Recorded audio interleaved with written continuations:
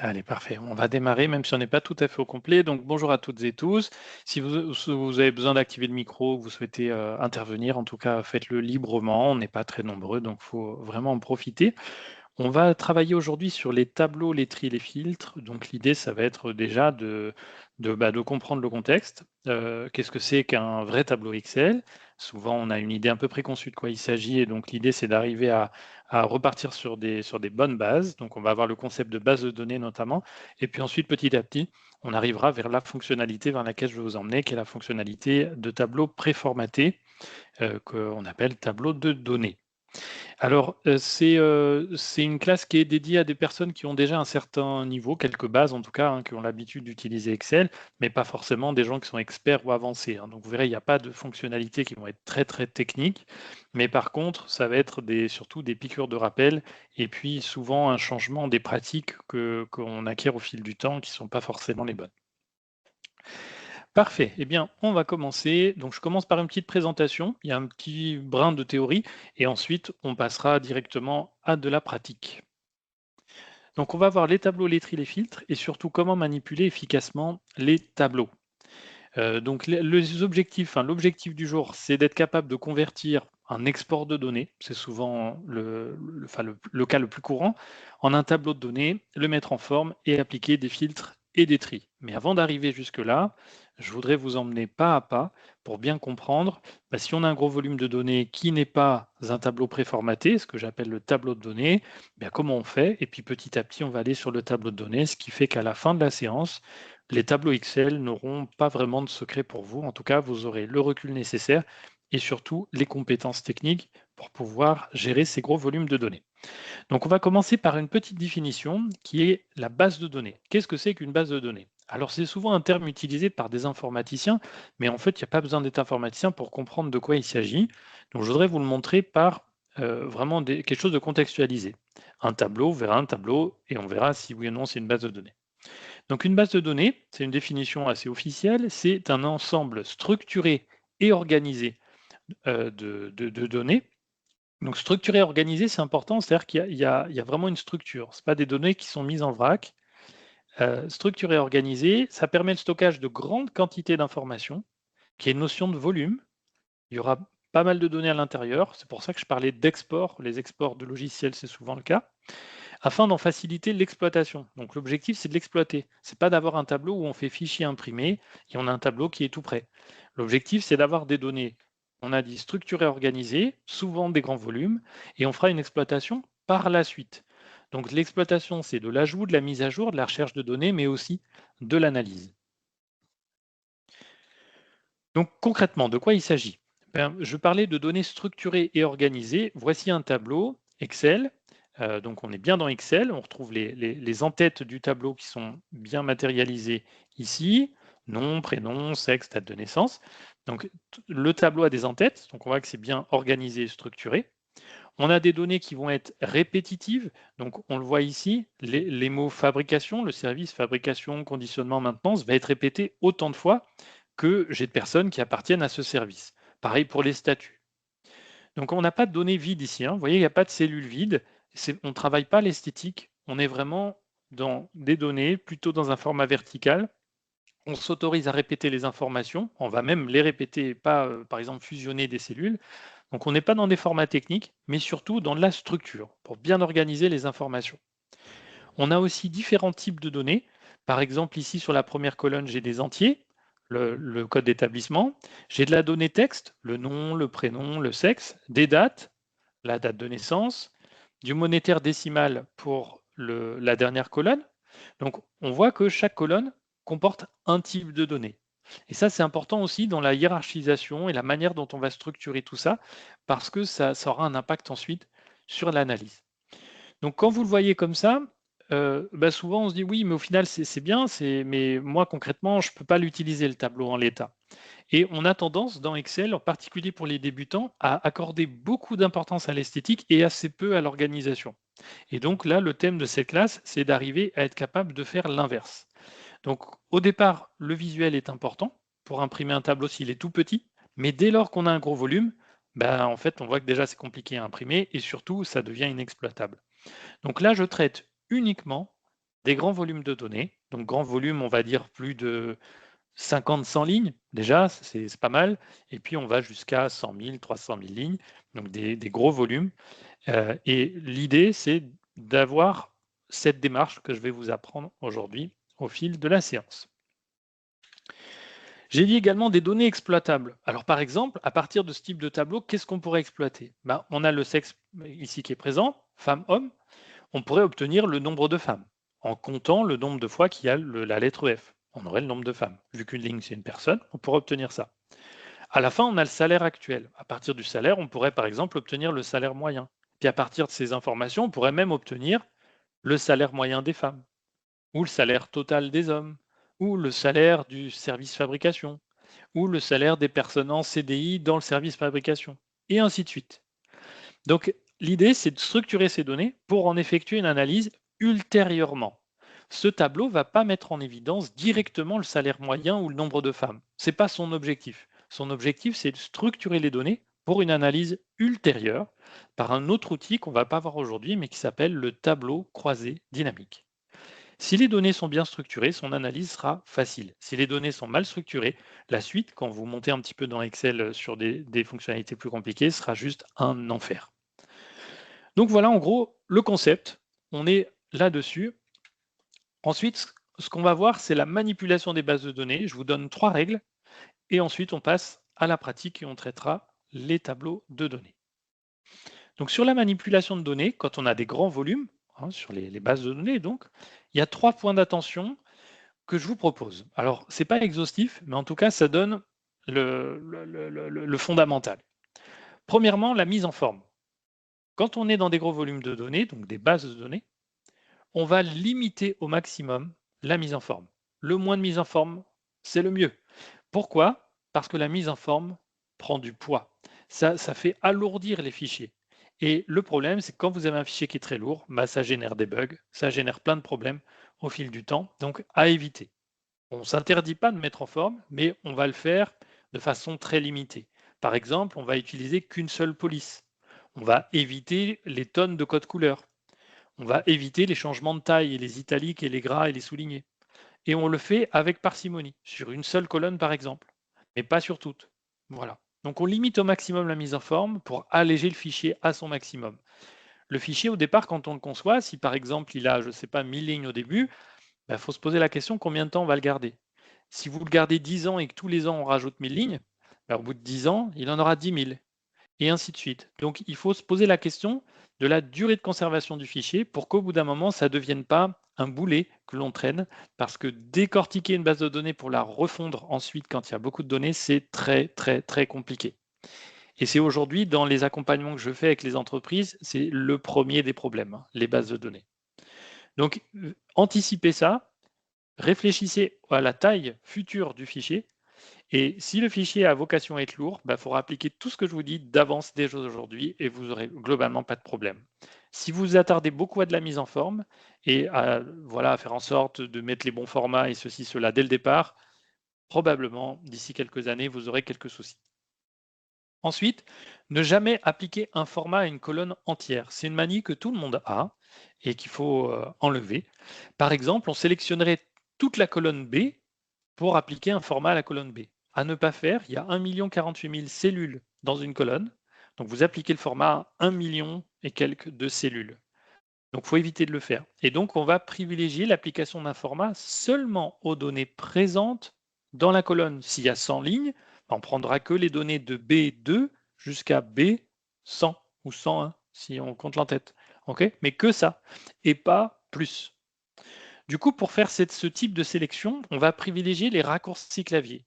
Alors, il y a différents raccourcis clavier, on va en revoir quelques-uns aujourd'hui. Ce n'est pas l'objet de la séance, mais j'en listerai quelques-uns qui permettent, par exemple, de sélectionner rapidement les données ou de naviguer facilement dans un tableau. Donc, on évite la souris au maximum. Vous le verrez d'ailleurs, si vous voyez des informaticiens, ils utilisent très peu la souris et sont plutôt sur des raccourcis clavier. Ça permet de s'économiser et de travailler plus vite. Si vous avez un tableau qui fait 10 000 lignes, pour descendre tout en bas puis remonter tout en haut avec la souris, ça prend un peu de temps. Raccourci clavier, contrôle flèche du bas, vous êtes en bas. Donc ça va très vite. Donc les raccourcis clavier, c'est plus efficace pour la sélection, le déplacement. Et enfin, sur le contenu du tableau, on va éviter à tout prix les cellules vides. Les cellules vides, c'est le boulet qu'il faut traîner et à terme, c'est un enfer. Pourquoi? Parce que si on veut trier une colonne qui contient des cellules vides, les cellules vides seront toujours en haut, alors qu'on ne veut pas forcément. Si vous voulez les filtrer, eh bien, vide, c'est comme si c'était une valeur, toutes les cellules, elles iraient ensemble dans le filtre. Et enfin, ça empêche la bonne utilisation des raccourcis clavier. Donc quand vous allez faire des raccourcis clavier de déplacement, dont on verra quelques-uns tout à l'heure, ça s'arrêtera à chaque fois aux cellules vides. Et donc plus il y a de cellules vides, plus ça va vous embêter, vous allez devoir faire la manip plein de fois. Alors à la place d'une cellule vide, qu'est-ce qu'on fait? On peut mettre un tiret, on peut mettre NA pour non attribué, non affecté, NC, non concerné. Bref, on trouve son petit jargon, mais qui va permettre de remplacer ces cellules ne contenant aucune valeur. Si c'est des données de type numérique, on met 0, tout simplement, au lieu de vide. C'est beaucoup plus efficace. Voilà. Est-ce qu'avant que je passe à de la pratique, pour illustrer tout ça, est-ce que certains ont des questions ou souhaitent intervenir par rapport à ce que j'ai pu dire? Peut-être que quelque chose n'était pas tout à fait clair. Si oui, n'hésitez pas. Vous pouvez prendre la parole en activant le micro, en écrivant dans le chat. Pour moi, ça va. Ça va, ok, très bien.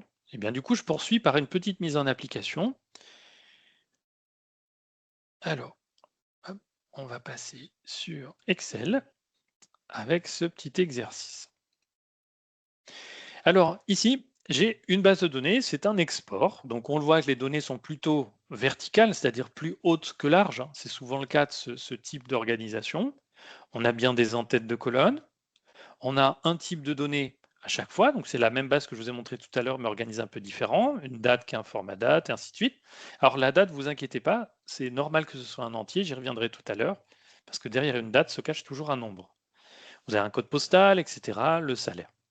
Donc moi, je vais retravailler cette base de données.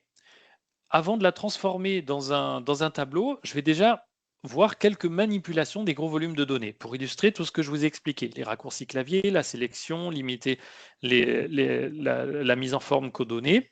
On voit tout ça. On va voir le déplacement des colonnes, puis après, on verra la fonctionnalité tableau qui va faciliter la tâche. Tout ce que je vous aurais montré, on le fera en quelques clics. Ce sera très rapide. Alors, imaginons par exemple que cette date, je veuille lui appliquer un format date. Donc une date, je disais tout à l'heure, est un entier. C'est toujours un nombre entier. En fait, c'est le nombre de jours depuis le 1er janvier 1900. Et c'est toujours ce type de format qui est caché derrière une date. 1, c'est égal à un jour. Donc si on fait plus 1, ça rajoute un jour, etc. Et après, on restitue sous un format de date avec des slash. Néanmoins, dans Excel, quand vous tapez une date à la main, on la tape avec des slash. Donc le jour, par exemple, nous sommes le 30, /06/2026. Et là, ça s'écrit bien du premier coup. Mais quand c'est un export d'un logiciel, souvent les exports des logiciels se font en format qui s'appelle CSV. Donc pour ceux qui sont peut-être moins à l'aise avec Excel, je le note dans la conversation, .csv, ça c'est les formats souvent d'export des logiciels. Alors que dans Excel, on est sur un format, une extension qui s'appelle XLSX. Donc souvent, il y a une petite conversion à faire, mais quand on fait un export CSV, les données sont sans format. Alors que dans Excel, on peut faire du format. Voilà une différence fondamentale. Du coup, le CSV est très léger et l'Excel est souvent un peu plus lourd parce qu'on va mettre des formats sur les en-têtes et ainsi de suite. Sur le CSV, on ne fait pas de calcul non plus. C'est que des données, ce qu'on appelle données brutes, ou qui sont à exploiter ultérieurement. Donc là, dans l'export qui a été fait à la base en CSV, la date apparaît de cette façon. Ce qu'il ne faut surtout pas faire, et ce que beaucoup feraient, c'est sélectionner la colonne B en cliquant sur la lettre pour ensuite appliquer un format de type, par exemple, date courte. Pourquoi ne pas faire ça? Parce que si je vais tout en bas d'Excel, je vais le faire par le raccourci clavier que je vous donnerai tout à l'heure, j'ai 1 048 576 cellules. Donc je viens d'appliquer le format à 1 million de cellules. Or, mon tableau s'arrête en ligne 117. C'est dommage, parce que si on fait ça à toutes les colonnes, mais à la fin, vous avez un tableau qui va commencer à peser très lourd, alors qu'en fait, en mise en forme, il a 4 fois rien, simplement une date ou du gras ou de l'italique ou du souligné. Donc surtout, on ne fait pas ça. On va sélectionner uniquement les données dont on a besoin. Donc on se positionne à partir de B2, juste en dessous l'entête, et on va utiliser un raccourci clavier qui est CTRL, MAJ, flèche du bas. Alors, majuscule, attention pour ceux qui ne sont pas forcément les plus à l'aise avec le clavier. Majuscule, c'est cette touche-là. C'est une grosse flèche, elle s'appelle Maj, Shift ou une grosse flèche vers le haut. C'est surtout pas le cadenas où c'est écrit verrouille Maj. Ça, c'est pas une touche de raccourci clavier. C'est une touche qui permet d'activer la majuscule et de la laisser tout le temps. Donc, alors que majuscule, il faut appuyer dessus pour ensuite appliquer sur une lettre la majuscule. Donc, c'est cette touche-là. Donc, on fait CTRL, Maj et la flèche du bas. Et le fait de faire ça, ça va permettre de faire une sélection de la première cellule de la colonne jusqu'à la dernière qui contient des données. C'est pour ça que je vous ai dit tout à l'heure, attention, pas de cellule vide. Si j'ai une cellule vide, qu'est-ce qui se passe? J'en efface une, je recommence. Ça va s'arrêter à la cellule vide et je vais devoir refaire la manipulation 2 fois pour arriver en bas. Donc pas de cellule vide dans les tableaux, très important. On se met en B2, CTRL, Maj, flèche du bas et on a sélectionné la colonne. Puis, on applique le format de type date. Et là, je n'ai appliqué les données qu'à 116 cellules. Donc, on va poursuivre la même manipulation, histoire de la répéter 2-3 fois. Ici, sur le salaire, je vais mettre un format de type monétaire pour avoir le petit symbole euro. Je me mets en I2, CTRL, Maj, flèche de bas, et j'applique le format de type monétaire, là qui est avec décimale, mais on peut retirer les décimales avec ce petit symbole juste ici qui retirera les décimales. Et si par exemple je veux faire aussi le code postal, là on voit qu'il y a écrit 1200 alors que c'est 01200, il y a un format dédié, format de type code postal. On va ici, format de cellule dans spécial. Spécial, vous aurez les formats numéro de sécurité sociale, numéro de téléphone, code postal, tous ces formats qui sont un peu particuliers et qui doivent contenir des zéros. Et là on voit que le zéro, c'est intégré. Donc premier raccourci clavier qu'on a vu, CTRL, Maj, flèche de bas. Je le mets dans la conversation. CTRL, Maj, flèche. Alors ça peut être flèche de bas, flèche de droite, ça dépend où vous voulez sélectionner. Hein. Si vous faites juste CTRL flèche, ben en fait, ça va permettre d'aller à la dernière cellule qui contient des données, sans sélectionner. CTRL flèche, et si vous voulez sélectionner, CTRL Maj, flèche. Voilà, ça c'est des raccourcis clavier très utiles dans le déplacement. Donc si je suis à gauche, je vais à la droite, CTRL flèche de droite, et je vais à droite. Si je veux sélectionner toute la ligne, sans sélectionner ce qui est vide, CTRL Maj, flèche de droite. Voilà. Donc là, déjà, on est sur les principaux raccourcis clavier de sélection. Donc on a dit CTRL Maj flèche pour sélectionner et CTRL plus flèche pour se déplacer de la première à la dernière cellule, qui soit à droite, à gauche, en bas, en haut, peu importe. Voilà. Est-ce qu'avant que je poursuive, il y a déjà des questions là-dessus? Non, c'est OK Fred, OK. Parfait. Si c'est le cas, vous pouvez m'interrompre en activant le micro ou en écrivant simplement dans le chat. Très bien, je poursuis. Les largeurs des colonnes maintenant. Alors ça, c'est plutôt une bonne pratique pour gagner du temps. Sur les largeurs des colonnes, vous voyez par exemple ici, la largeur est un peu large. Si je voulais l'ajuster pile poil à la largeur, à la largeur du texte, on peut double-cliquer entre deux colonnes. Donc il faut attendre d'avoir la flèche la barre toute droite et les deux flèches. Si on double-clique, ça l'ajuste. Si maintenant je voulais sélectionner deux colonnes et faire en sorte qu'elles fassent exactement la même taille, je me mets entre les deux colonnes. Pareil, après sélection, hein, on les sélectionne entre les deux. Et on ajuste à la baisse ou à la hausse. Et là, les deux colonnes feront exactement la même taille. Donc par exemple, si je voulais harmoniser toutes ces colonnes, je les sélectionne toutes, on se positionne entre deux colonnes, peu importe lesquelles, on fait ça et toutes les colonnes feront exactement la même taille. Donc ça, c'est un gain de temps surtout hein, pour aller mettre à jour la largeur des colonnes. Et l'autre option, c'est d'utiliser le clic droit et faire largeur de colonne, et là, on va mettre un numéro. Par contre, bon courage pour savoir si je vous dis 47, quelle tête ça va avoir. C'est pas évident. Donc le double-clic si on veut ajuster, sinon on déplace, et si on veut harmoniser plusieurs colonnes, on sélectionne toutes les colonnes, on se positionne entre deux et on ajuste. Donc ça, c'était la largeur. Autre sujet qui pose beaucoup de difficultés à la plupart des utilisateurs, même avancés, le déplacement des colonnes. Donc si je veux déplacer par exemple le nom et le mettre en premier, si on fait un clic gauche classique en se mettant sur le cadre, donc on sélectionne en cliquant sur C, on se met sur le cadre jusqu'à avoir 4 flèches vers l'extérieur, et si je fais un clic gauche et je déplace, qu'est-ce qui se passe? Ça va écraser les cellules d'origine. Ça m'a effacé ma première colonne, et ça a mis non, et C est devenu vide. Donc surtout, on ne fait pas ça. Ce que font beaucoup, c'est ils se mettent sur A, clic droit, insérer, puis il sélectionne les noms, copier, puis il colle dans la colonne A, coller, puis il supprime le nom. Pourquoi pas, mais ça fait beaucoup trop de manipulation. Nous, il faut qu'on s'économise. Rappelez-vous, il y a des gros volumes de données, donc on se doit de rester ultra sobre et faire ça de façon très très simple, le plus simple possible. Donc si je sélectionne le nom, j'ai deux options. La plus simple sera clic droit, couper, au lieu de copier, couper. On sélectionne la colonne A, clic droit, et là on fait insérer les cellules coupées. Et là, ça ne va pas écraser le service, ça va simplement mettre le nom devant le service. Et le nom disparaît bien ici. Donc je vais le refaire pour une autre, par exemple le prénom. Clic droit, couper. On sélectionne là où on souhaite se mettre, en B par exemple. Clic droit, insérer les cellules coupées.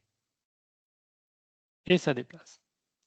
L'autre possibilité, si par exemple je veux mettre le sexe juste derrière, je sélectionne le E, je me mets sur le cadre, mais au lieu de faire un clic gauche classique, je fais un clic droit. Alors pareil, c'est une manipulation à s'habituer parce qu'on n'a pas l'habitude de faire des clics droits pour déplacer. Donc naturellement, vous allez faire un clic gauche et me dire ça ne marche pas, c'est normal, parce qu'on n'a pas l'habitude, mais c'est bien un clic droit, celui qui permet d'afficher, vous savez, c'est ce menu-là par exemple. Donc on sélectionne et on fait un clic droit qu'on maintient enfoncé, on se positionne sur service, on relâche. Et on fait décaler vers la droite et déplacer. Donc on déplace, mais avec un clic droit, ce qui va proposer des options ensuite pour mettre les infos. Si par exemple je prends la date, je me positionne sur le cadre ici jusqu'à avoir les 4 flèches vers l'extérieur, clic droit que je maintiens enfoncé, je me positionne sur ma destination, ici D, je relâche, et décaler vers la droite et déplacer. Je peux faire pareil encore peut-être pour le code postal, histoire de remontrer une dernière fois. Je clique sur F, je me positionne sur le cadre, clic droit que je maintiens enfoncé, je mets sur ma destination, ici colonne E, je relâche, et décaler vers la droite et déplacer. Qu'est-ce qu'on constate? Je décale toujours de la droite vers la gauche, et pas l'inverse, parce que ça décalera vers la droite, et jamais vers la gauche ensuite. Donc on prend les cellules de droite et on les emmène à gauche, et pas l'inverse. Voilà. C'est souvent une partie qui paraît à la fois simple, puis quand on passe à la pratique, ça s'avère plus compliqué. Est-ce que vous souhaitez que je remonte quelque chose? Est-ce qu'il y a quelque chose d'incompris ou une manipulation peut-être à détailler? Dites-moi. Quelqu'un est en train d'écrire. Oui, monsieur Bonal. Pourquoi est-ce qu'on ne peut pas déplacer la colonne directement lorsqu'on a les 4 flèches? Oui, alors c'est une très bonne question et c'est effectivement ce que je montrais tout à l'heure, c'est que si vous le faites par le clic gauche classique qui permet de déplacer quand il y a les 4 flèches, en fait, vous voyez là, je me positionne sur sexe. Si je relâche, ça m'indique que cette cellule contient déjà des données. Et quand je fais OK, ça va écraser le sexe qui était présent et mettre le service à la place. Et du coup, la colonne qui contenait le service est maintenant vide. En fait, ça déplace les données, mais pas la colonne, le fait de faire ça. Ça a répondu à votre question? Tout à fait. Parfait. Très bien. Eh bien, on va poursuivre. Alors, pour ce qui est des fonctionnalités plus classiques comme la suppression, pour la suppression, vous embêtez pas à sélectionner juste les données et faire supprimer. Si vous le faites, vous aurez 4 choix. Supprimer juste les cellules, décaler vers la gauche, juste les cellules décalées vers le haut, ligne entière, colonne de gauche. Ça, c'est source d'erreur, donc il faut éviter. Là, pour le coup, je vous conseille de bien sélectionner toute la colonne, clic droit et supprimer. Donc en gros, comme une manipulation affecte toute la colonne, les 1 million de cellules, on sélectionne bien toute la colonne. Par exemple, si je déplace, que j'ai 117 lignes ou que j'en ai 1 million, ça ne change rien, c'est toute la colonne que je veux déplacer. Donc on prend bien toute la colonne. Par contre, pour supprimer, pareil.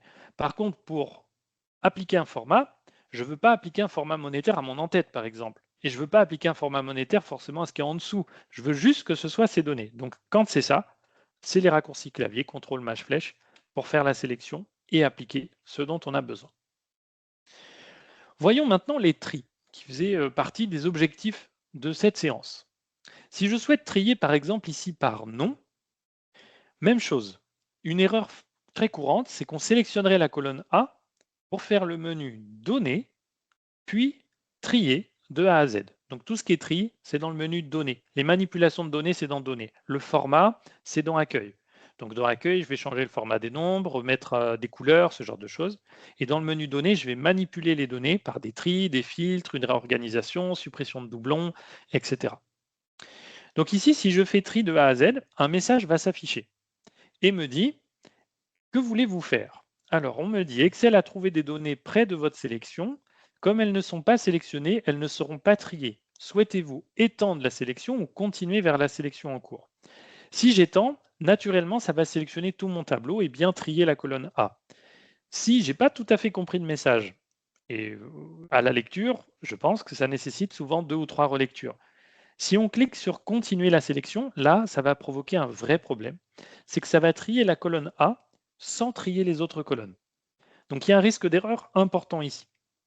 Donc faites bien étendre la sélection et tri. Là, ça a bien trié l'ensemble. Mais pour éviter ce risque d'erreur, je vous conseille de plutôt, sans forcément sélectionner les données, cliquer sur ce gros bouton trier A, Z, ZA. Il aura plein d'avantages. Le premier, c'est que naturellement, ça sélectionne tout le tableau. Ça vous évite d'avoir à le sélectionner. Vous vous rappelez, on est dans des gros volumes de données, on cherche à s'économiser. Les raccourcis clavier, tout ça, tout ce que je vous montre. Donc on va plutôt utiliser ce bouton qui tout seul va sélectionner l'ensemble des données et même identifier les en-têtes.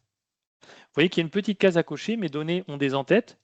Ça s'est coché tout seul et donc ça va tout trier sans trier les en-têtes. Sinon, imaginez, le mot non, il reste mettre dans les N. Ça serait problématique. Et là, on peut choisir la colonne à trier et elle est identifiée par son nom et pas par sa lettre. Donc c'est plus efficace et plus facile visuellement. Et on peut choisir l'ordre de tri. Donc c'est ce qu'il y a de mieux. Hein. On fait ça et ça fonctionne. Et mieux que ça, c'est qu'on va pouvoir faire des tris multiples à plusieurs niveaux. Par exemple, je peux ajouter un niveau et faire un tri par, je ne sais pas, on va faire par exemple statut, et à l'intérieur des statuts, trier par nom. Dans ce cas, il faut que je mette d'abord un tri par statut, par la petite flèche là, je le mets en haut ou en bas, vous voyez, puis par nom, et je peux en mettre comme ça autant que je veux. Donc mon statut, c'est ça, ouvrier cadre, donc ça va me trier d'abord tout ça, et à l'intérieur des statuts, par exemple, l'agent de maîtrise, ça probablement le premier, parce qu'il commence par un A. À l'intérieur, il y aura un tri alphabétique des noms. Je vais faire OK. Vous voyez, agent de maîtrise. Et parmi tous les agents de maîtrise, mes noms se sont triés de A à Z. Ensuite, parmi tous les cadres, ici, cadre autonome, ça m'a trié de A à Z. Et ainsi de suite. Donc, on peut faire des tris comme ça à plusieurs niveaux. Ce qui est plus efficace à la lecture, d'avoir une base de données bien triée. Donc, je vous rappelle, pas besoin de sélectionner les données. On clique directement sur le menu Données, puis ce gros bloc trier à ZZA. Et là, on peut mettre tous les paramétrages qu'on veut. Autre avantage de cet outil, c'est que ça mémorise l'ordre de tri. Ce qui fait que si j'insère des nouvelles données, j'ai qu'à cliquer là et faire OK. Je n'ai pas à tout reparamétrer. Voilà pour la partie tri. J'ai presque terminé sur cette première présentation, puis après on passera sur le deuxième volet, les tableaux.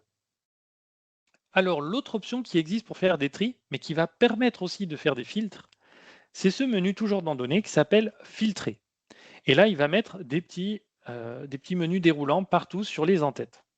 Alors ce menu filtré, je vois assez souvent dans les entreprises des gens qui sélectionnent toute la ligne 1 en cliquant sur le 1, puis qui font filtrer. Ne faites jamais ça. Parce que quand je vais trier ou filtrer quelque chose, ça va aussi s'appliquer à toutes les colonnes qui vont suivre sur la droite. Donc il faut éviter absolument. Vaut mieux vous positionner n'importe où dans votre tableau et vous faites filtrer tout seul, ça identifiera les en-têtes. Même chose, on évite les cellules vides. Sinon, ça peut provoquer quelques problèmes.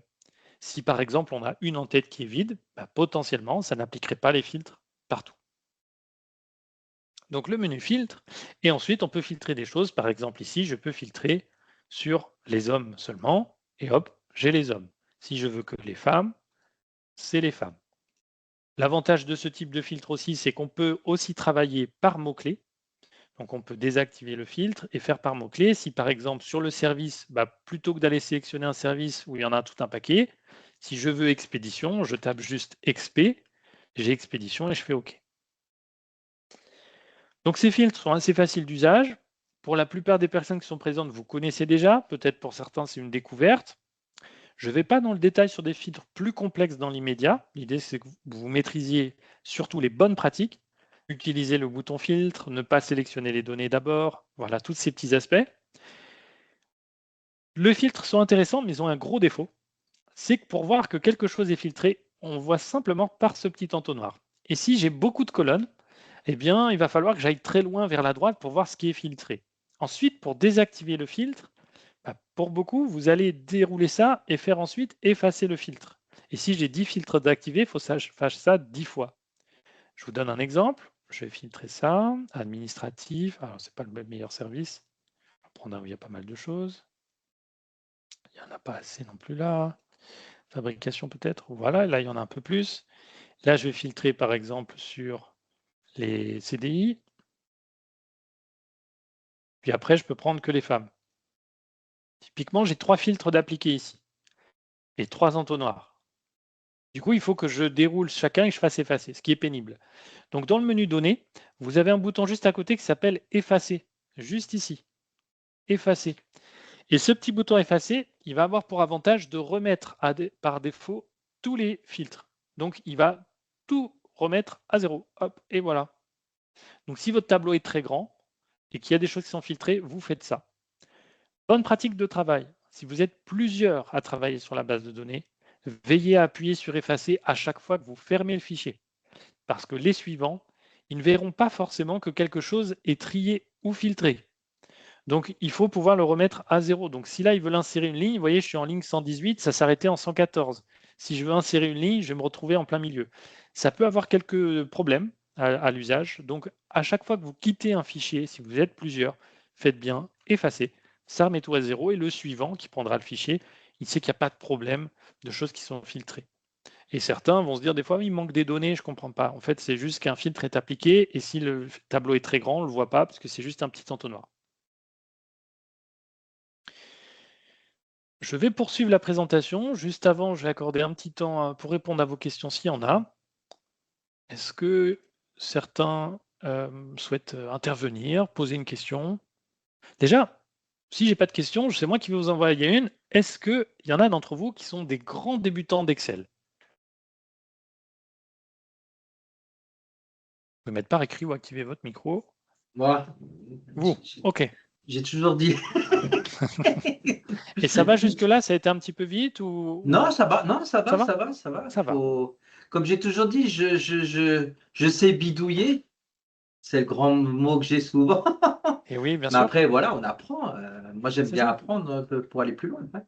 Il y a Voilà. beaucoup d'utilisateurs d'Excel qui sont en mode bidouille, hein, effectivement, parce que Excel, c'est assez intuitif, et c'est vrai que on se dit par nous-mêmes, on s'en sort. Mais c'est vrai que quand on acquiert toutes les mauvaises pratiques et qu'on se retrouve confronté à des gros volumes de données, là, il n'y a pas de secret. On voit rapidement les effets, et ça fait des bases de données qui ne sont pas propres, mal organisées, où on y passe beaucoup, beaucoup de temps pour les Ouais, mettre à jour, par exemple. ce que je faisais jusqu'à maintenant, des fois, quand j'ai des tableaux et que voilà, que j'ai un petit peu de temps à perdre, j'allais dessus, puis je cliquais un petit peu partout pour voir ce que ça donnait, ce que ça faisait. Et C'est oui, comme ça qu'on découvre. Hein. bien sûr, tout à fait. Voilà. Parfait. Merci du coup. Est-ce que d'autres personnes sont grandes débutantes? Non? Je ne connais pas tout le monde présent, mais on va accorder un petit temps pour ça. Ceux que je connais en tout cas, je vois que en tout cas, ce pas des grands débutants où ils ont déjà suivi une formation. Parfait. Eh bien, on va poursuivre. On va poursuivre avec les tableaux de données.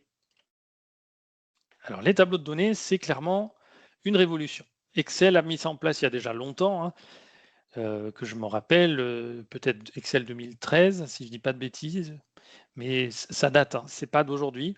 Peut-être même avant 2013. En tout cas, toutes les fonctionnalités n'étaient pas présentes en 2013. En 2016, ils ont inséré les segments qu'on va voir tout à l'heure, mais c'est peut-être même encore plus vieux que ça. Donc, les tableaux de données Excel, de quoi il s'agit? Alors, tout à l'heure, je vous ai montré une base de données qui ressemblait grosso modo à ce que vous voyez en haut là.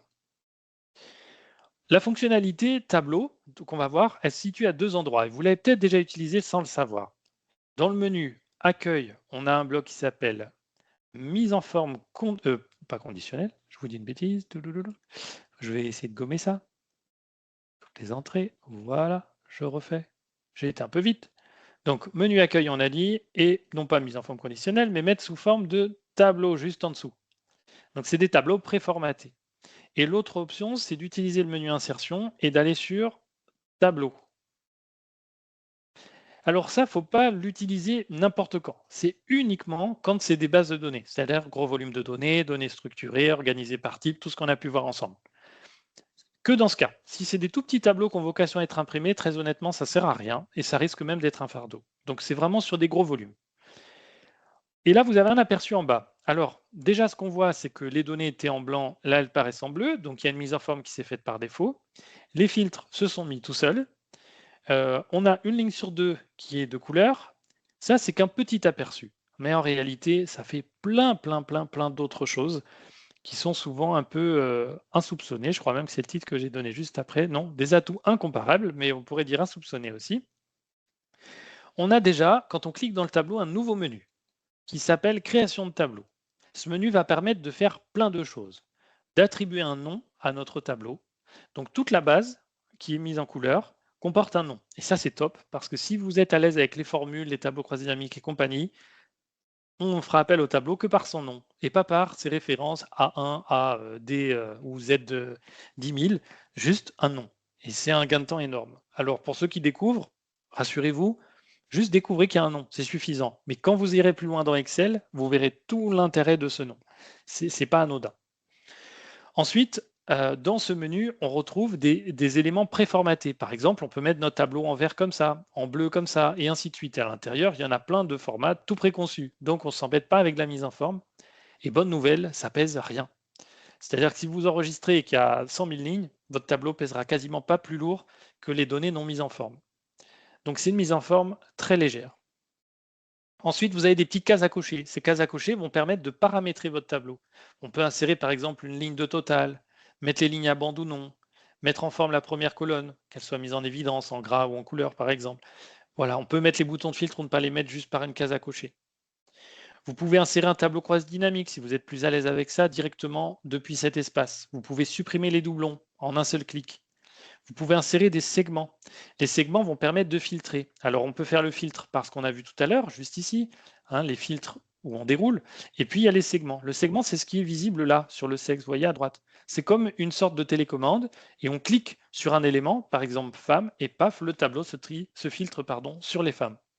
Donc, c'est plus rapide que de devoir dérouler le filtre, sélectionner, faire entrer.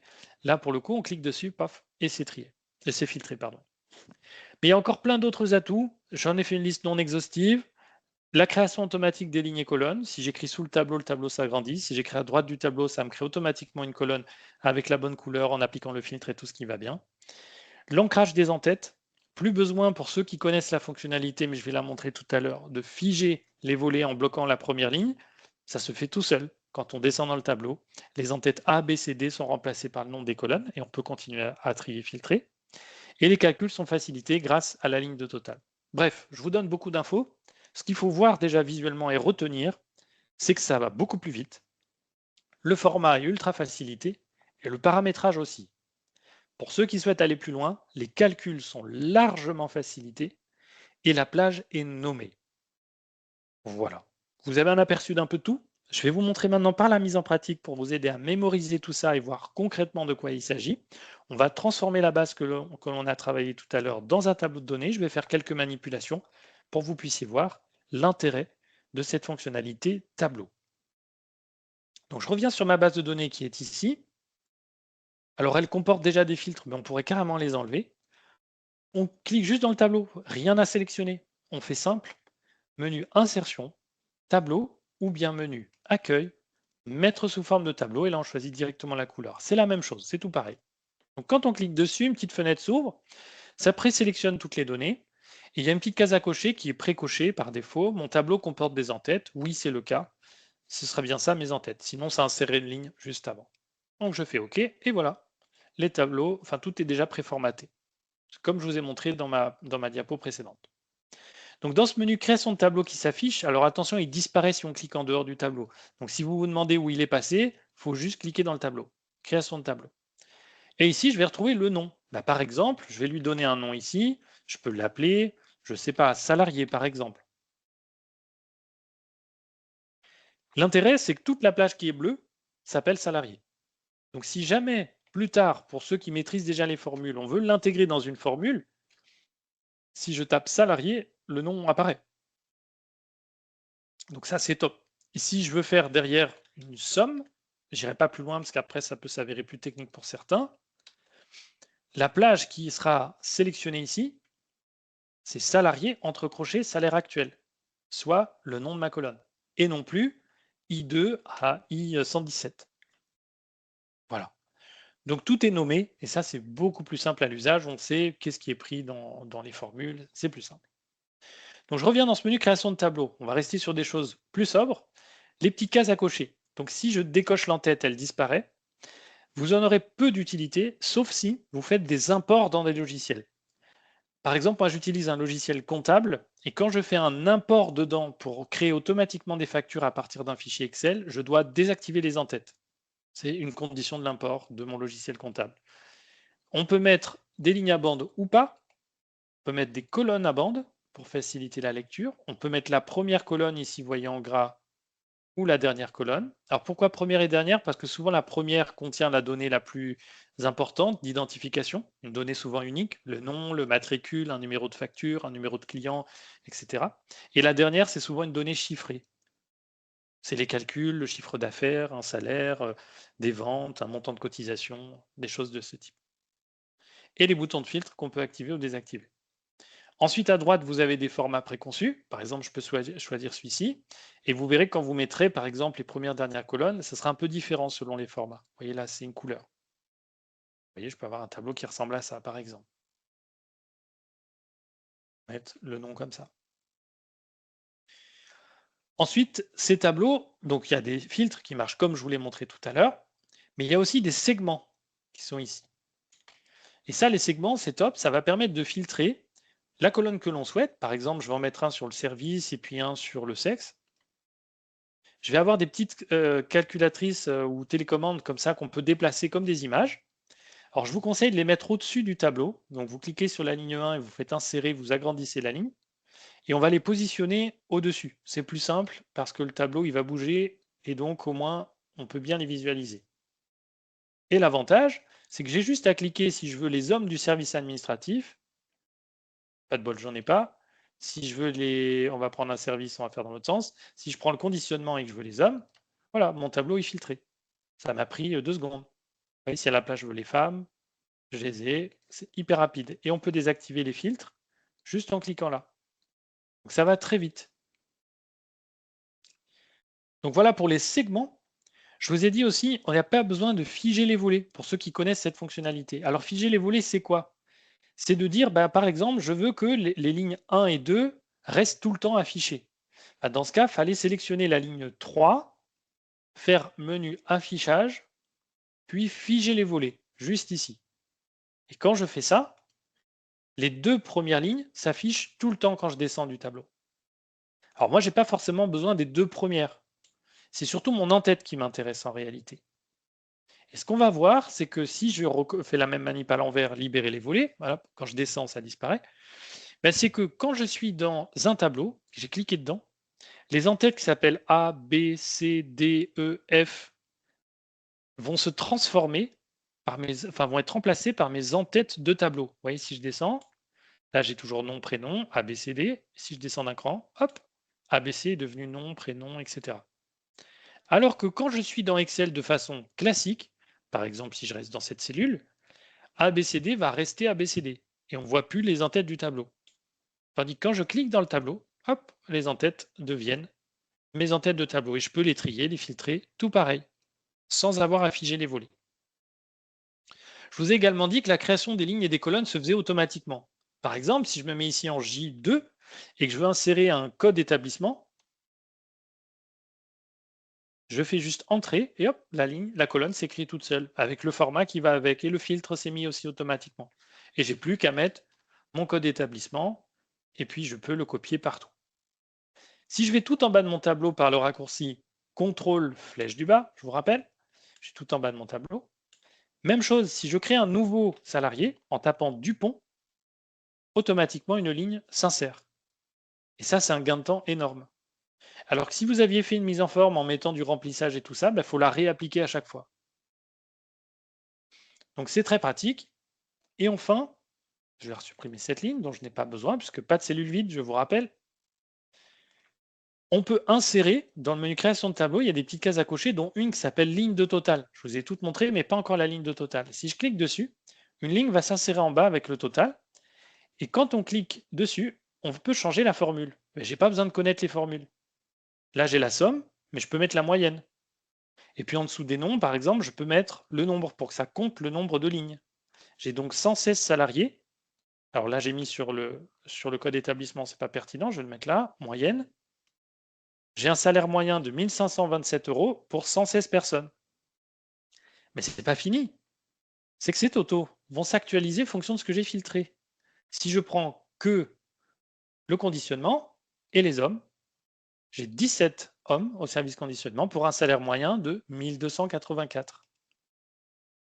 Et en fait, on va pouvoir changer même le calcul après. Si au lieu de la moyenne, je veux le max, le maximum, c'est 1620. Et pour les femmes, c'est combien?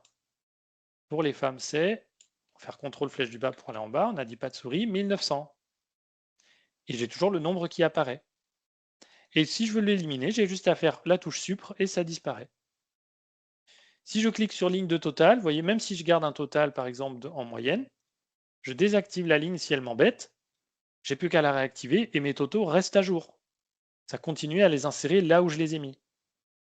Donc c'est hyper pratique. Et pour ceux qui connaissent les tableaux croisés dynamiques, eh bien la ligne de total serait exclue du tableau croisé dynamique, bien sûr, elle ne sera pas prise en compte deux fois. Alors que si je fais une formule somme en bas, catastrophe, ça ne fonctionne pas. Et enfin, dernier point, pour l'illustrer, je vais mettre la formule somme au-dessus.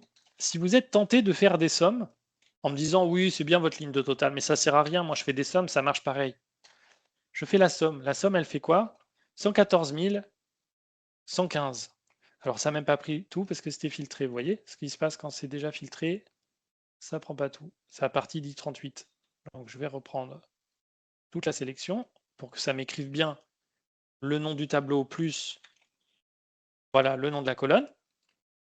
Entrée, le total 177, 169. Je vais filtrer quelque chose. Homme du conditionnement. Toujours 177, 169. Conclusion, ça ne prend pas en compte les filtres. Alors que dans mon tableau, si j'insère ma ligne de total et que je mets une somme, c'est la somme filtrée, 21 834. Pourquoi? Parce que la formule qui est ici, si on regarde tout là-haut, et j'irai pas plus loin parce qu'après ça devient un peu technique, c'est sous-total. Ce n'est pas une formule somme. Et la formule sous-total, elle va prendre en compte que ce qui est visible à l'écran. Dans Excel, à savoir qu'est-ce qu'une base de données, comment traiter des grands volumes de données si on n'a pas de format tableau, on décale les colonnes, ceci, cela, et un moyen d'aller plus vite et d'être plus efficace, la fonctionnalité tableau par insertion de tableau ou accueil sous forme de tableau avec tous les avantages que j'ai pu présenter. Y a-t-il des petites questions?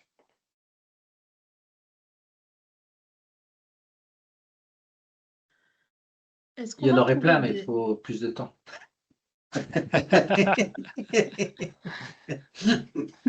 Est-ce qu'il y a quelqu'un d'autre qui est intervenu? Je crois, Madame Moitrel. Ouais. Oui. Oui, je m'interrogeais en fait quand on travaille sur OpenOffice, est-ce qu'on va retrouver des fonctionnalités similaires? Il y aura des différences et de quelle nature? C'est une très bonne question. Alors, il y a des petites différences effectivement dans OpenOffice. OpenOffice marche très bien, ce n'est pas le problème. La fonctionnalité tableau, c'est une bonne question. Je ne sais plus si elle est présente ou pas. Attendez, je vais vous dire ça. Je crois que je l'ai là, OpenOffice. Je l'utilise, mais pas pour les tableaux, simplement pour ouvrir des fichiers. Alors, est-ce que j'ai OpenOffice Calc? Oui, je vais vous dire tout de suite, parce que j'ai un doute. Il y a les filtres, il y a tout ça, tout ce que je vous ai montré, il y a, mais la fonctionnalité tableau en particulier, il y a même les tableaux croisés dynamiques. D'accord. Alors, je vous dis ça tout de suite. Ligne, colonne, feuille, il me semble pas, mais j'ai un doute, alors je ne vais pas vous dire de bêtises. Non, il n'y a pas. Dans mes insertions, j'ai bien pas les tableaux préformatés. D'accord, ok. Et du coup, dans OpenOffice, le seul moyen de contourner ça, ce serait de renommer la plage de façon dynamique. C'est-à-dire s'assurer que la plage, elle puisse être renommée pour que ça fasse appel qu'à ces données si on veut l'utiliser ultérieurement dans un tableau croisé dynamique, des formules ou autre. Mais vous n'aurez pas la création automatique des colonnes et des lignes. Il n'y a pas la fonctionnalité segment, ça c'est certain. Il y aura une formule sous-totale, ça il y a dans OpenOffice. Voilà, donc vous retrouverez des choses et puis d'autres que vous ne retrouvez pas. D'accord. Voilà. Merci. Je vous en prie. Vous utilisez OpenOffice du coup au travail, Madame Moitrel? Ça dépend en fait, j'ai parfois les deux parce qu'en fait j'ai Ouais, un PC portable qui n'a pas une capacité aussi importante et du coup il est sous OpenOffice. très Là où bien. à l'inverse sur le fixe on va avoir Excel. Ok, parfait. Est-ce qu'il y a Merci. d'autres... Je vous en prie. Est-ce qu'il y a d'autres questions?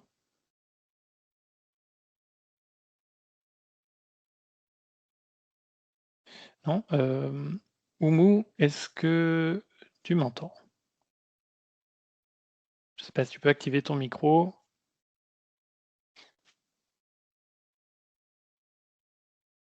Ah, elle nous écrit.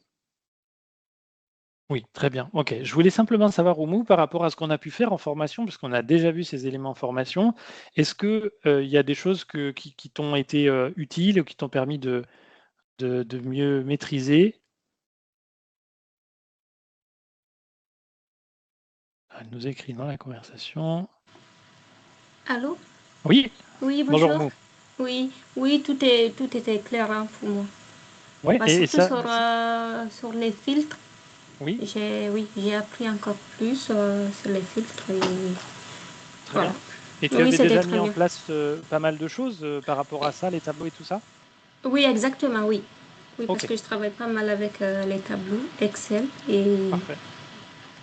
voilà, c'est bien, c'était clair. Donc ce sera un petit plus. C'était un petit plus. Ok, super, merci beaucoup Oumou. Oui, je vous remercie à vous aussi. Très bien. Alors, j'ai pas pris le temps de me présenter en début de séance. J'étais directement dans la pratique. On n'est pas trop marketing chez nous. En fait, du coup, on a une structure 3P Formation pour ceux qui ne nous connaissent pas. On a une structure qui propose des formations sur des langues du numérique et depuis peu sur du management. On a une structure familiale. Moi, je suis le président de la structure. Je suis formateur Excel depuis de nombreuses années. On a commencé d'ailleurs par Excel. Donc, on fait des formations sur le numérique pour des débutants en informatique jusqu'à des personnes de niveau très avancé, par exemple sur Excel, en VBA, Power Query ou Microsoft 365 sur SharePoint, ce genre de choses. Ensuite, sur les langues, on va couvrir de l'anglais, de l'espagnol et du français, de l'orthographe, grammaire, conjugaison pour des francophones notamment. Notre structure, la petite différence par rapport à d'autres, c'est qu'on veille à accorder beaucoup de temps et de considération aux personnes, c'est-à-dire qu'on veille à ce qu'il y ait un suivi qui soit omniprésent, à être toujours disponible, ce qui se fait assez rare aujourd'hui, et on tient à le préserver autant que possible. Si jamais vous étiez intéressé par une autre classe sur une thématique comme Excel, n'hésitez pas, faites-le moi savoir. Je vais vous laisser notre adresse mail, vous pouvez nous écrire. Si la question est est-ce que je vais obtenir le replay? Oui, j'y travaille. Il faut simplement que je le publie sur YouTube, ce qui prend un petit peu de temps, parce que je dois retoucher quelques éléments. Par exemple, je ne fais pas apparaître vos noms, donc ça nécessite un tout petit peu de retouche. Et après, je le ferai paraître sur le site et j'essaierai de vous envoyer un petit mail, mais sinon sur le site, c'est présent. Il y a une rubrique qui est dédiée dans notre blog. Voilà. Et si vous avez une question ou autre, vous n'hésitez pas à nous passer un petit coup de téléphone ou à nous écrire. Merci en tout cas de votre présence. Je vois que dans les présents, il y a des personnes que je connais, des personnes que je ne connais pas, donc c'est toujours agréable d'avoir une diversité. Et puis, j'ai plus qu'à vous souhaiter une excellente journée et je vous dis à très bientôt. Donc, dans la newsletter, si vous êtes passé par la newsletter, tous les mois, on ouvre au grand public deux de ce type de format. Alors, il y a Excel, il y a Word, il y a PowerPoint, Microsoft 365, l'IA, de l'anglais, de l'espagnol, d'autres thématiques. Donc, voilà, vous pouvez venir parfaitement gratuitement. Il y a absolument aucun coût. C'est juste un plaisir de vous recevoir. Je vous souhaite à toutes et tous une excellente journée et je vous dis à très bientôt. Au plaisir. Merci de votre présence. Merci, moi aussi. Merci, bonne journée. Merci. Merci, au revoir.